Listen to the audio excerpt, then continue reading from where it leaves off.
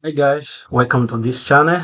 So I believe you stumbled this channel, perhaps you're searching for a solution to your USB-C video, which I'm currently facing the same problem, but I was able to do a bit of research and I found out some guys have done it, so I believe it's really more appropriate to share it among others so everybody can see it.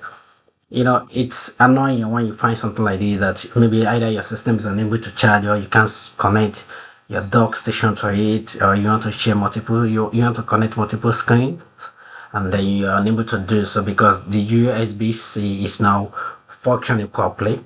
Actually, the problem is, I think, from Microsoft itself. So, this USB-C, we have to do it manual. Even if you try to like update your Windows, it will still not work. And I get some people say, okay, you disable your device, you enable it back, you update this.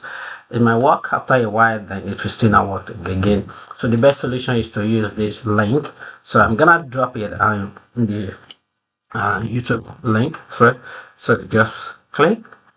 So the first one, try to download it. So you download the file, then you this is the file. So that's it. Yeah, you extract the file. So all you do is make sure you know where you the location of the file. So you have to just click on update driver. So when you click on update driver, browse for my computer, then look for the location of the driver. In my whole case, I'm going to the download USB-C. That's the name.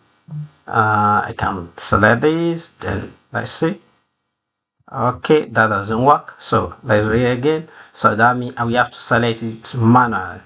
It doesn't pick the files from the folder itself. So we have to open it.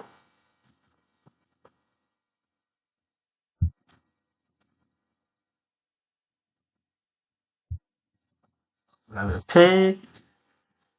I have disk, and I will search for this. And the download. As we see, is okay. Yeah, successfully. So let me plug my USB again. There you go. Now it's working. Thank you.